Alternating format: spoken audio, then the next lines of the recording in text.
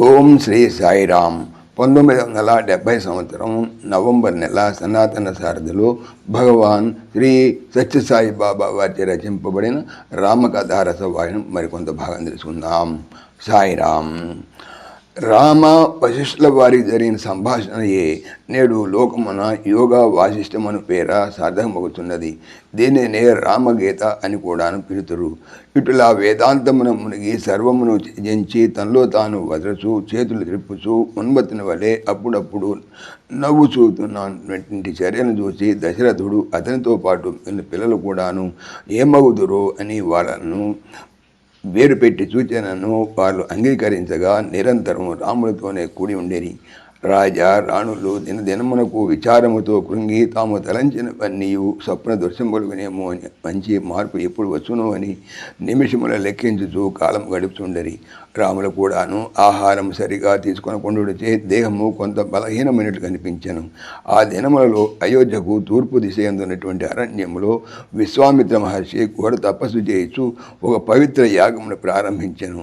ఎన్ని పర్యాయములు ప్రయత్నించినను దానికి అసురులు అడ్డు తగిలే విఘ్నములు కలిగించుండరి, అపవిత్రము చేయుచుండరి. ఆ ప్రదేశములో మాంసపు ముక్కలను తెచ్చి చల్లుచు విశ్వామిత్రుని యాగమును నానా రీతుల ధ్వంసము చేయుచుండడితే విశ్వామిత్రుడు చేయునది లేక దీర్ఘ ఆలోచన సెలిపి సరాసరి ప్రయాణమై అయోధ్య నగరము చేరును. మహర్షి ఆగమనం తెలుసుకొని మహారాజు మంత్రులను పంపి వారిని తోడ్కొని రమ్మని ఆజ్ఞ చేశాను. రాజాజ్ఞ ప్రకారము పురసింహాద్వారం వరకు వెళ్ళి స్వాగతమునొచ్చి రాజభవనమునకు తోడుకొని వెళ్ళేరి. రాజభవనంలో మహర్షి రాగ గై సర్వ సిద్ధములతో కాచినట్టు మహారాజు దశరథుడు బ్రాహ్మణులు స్వస్తివాచకములు చెప్పుచుండ ముని పాదములు కడిగి శాస్త్రీయ విధిని రాజ సాంప్రదాయములను అనుసరించి జలమును శిరస్సును పోషించుకొని లోనికి తీసుకొని పోయి ఉన్నతాసనముపై కూర్చుండబెట్టి ఈనాడెంతయో సుదినము తలవని తలంపుగా మహనీయులు మా భవనమును ప్రవేశించి సేవలు కొనుట మా భాగ్యమని అనేక విధముల మహారాజు విశ్వామిత్రుని రాకను గురించి ఆనందించుతున్న విశ్వామిత్రుడు రాజును మంత్రులను కూర్చుండకు ఆజ్ఞాపించాను. ముని ఆజ్ఞను శిరసావహించి వారి వారి ఆసనాలపై వారు ఆసీనులైరి. అంతా విశ్వామిత్రుడు దశరథుని కుశల ప్రశ్నలు గావించి పాలనా విధానమును ఎటువంటి ఇక్కట్టును లేక ప్రజాక్షేమము ఎట్టి కొరతయు లేక రాజ్యము సుఖశాంతి భద్రతలతో సాగుతున్నదా అని రాజ్యస్థితిని ప్రజాక్షేమములను విచారించెను.